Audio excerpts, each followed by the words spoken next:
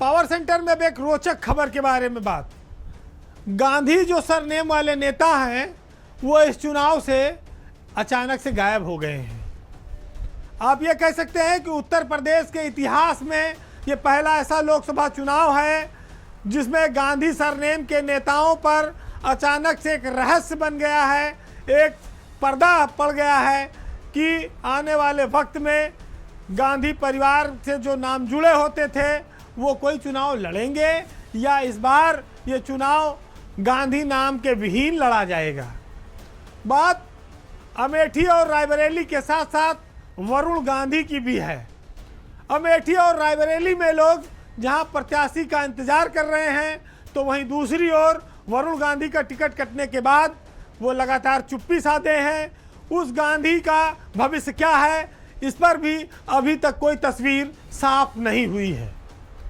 गांधी परिवार और उसकी विरासत को आगे बढ़ाने वाले नाम इस बार के यूपी के चुनाव से नदारद हैं, लेकिन कांग्रेस के जो जानकार हैं वो इसे पार्टी की रणनीति का हिस्सा मानते हैं। कार्यकर्ता और पदाधिकारी राहुल गांधी का अमेठी और प्रियंका गांधी को रायबरेली से संभावित प्रत्याशी मानकर तैयारी करने में अंदर खाने जुटे हुए हैं।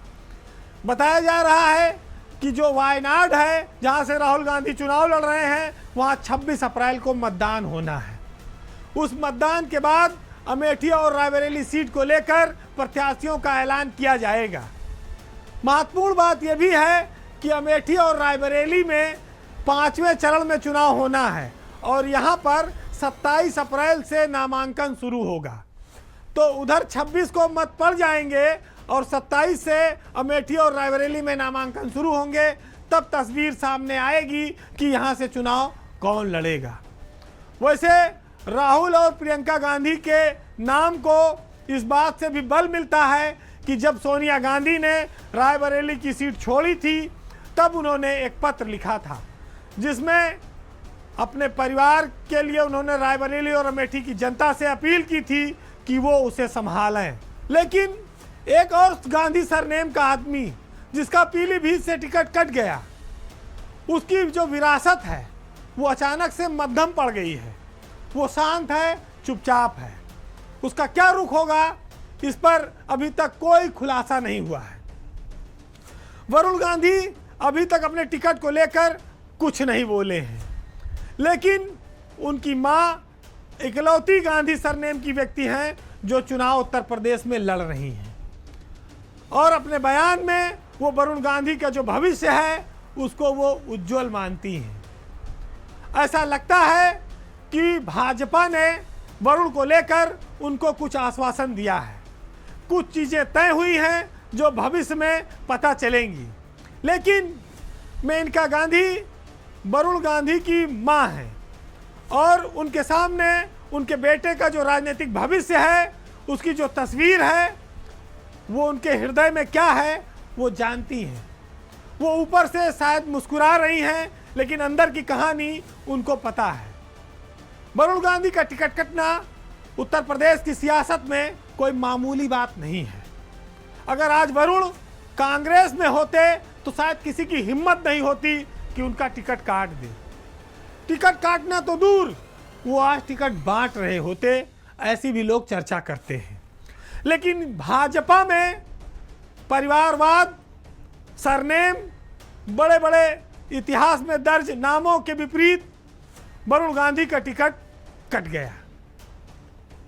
ये अपने आप में एक विचित्र स्थिति है कि एक जगह पर जहां वो टिकट बांटता, दूसरी जगह पर आज उसे टिकट के लिए तरसना पड़ रहा है। वरुण गांधी का टिकट कटना भाजपा की अंदरूनी रणनीति हो सकती है, लेकिन किसी ने उम्मीद नहीं की थी।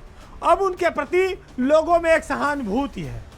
जो वरुण गांधी हिंदुत्व के सिरमौर बन रहे थे, बीजेपी में शीर्ष की ओर जा रहे थे, वो आज चुनावी मैदान से गायब हो गए हैं। कितना बड़ा दुर्भाग्य है कि जिस बीजेपी के लिए वरुण और उनकी मां ने हिंदुत्व का इतना बड़ा परचम अपने ऊपर उठाया, उसको आगे बढ़ाया और वो फायर ब्रांड नेता के तौर पर उभरे।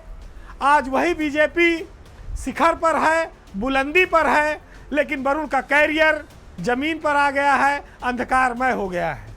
तो जो जो सियासत के ये अलग अलग मैसेज हैं, ये अलग अलग निर्णय हैं, ये दर्शाते हैं कि कभी भी किसी व्यक्ति का समय एक जैसा नहीं रह सकता है।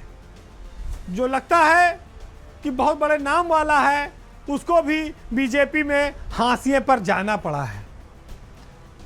ये जरूर है कि वक्त सबके जीवन में अच्छा और बुरा दौर दिखाता है।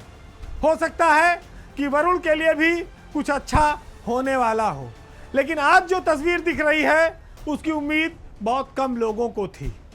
बहरहाल आज के पावर सेंटर में इतना ही। जाते जाते मुनव्वर राना के इस शेर के साथ समापन करूंगा, जिसमें जो आदमी तटस्थ भाव से रहता है, जिसको लालच नहीं रहती, जिसके पास इच्छा शक्ति होती है, उसके लिए जीवन में न कोई दौर अच्छा है न बुरा है। वो हमेशा एक भाव से जीने वाले लोग सुखी माने गए हैं।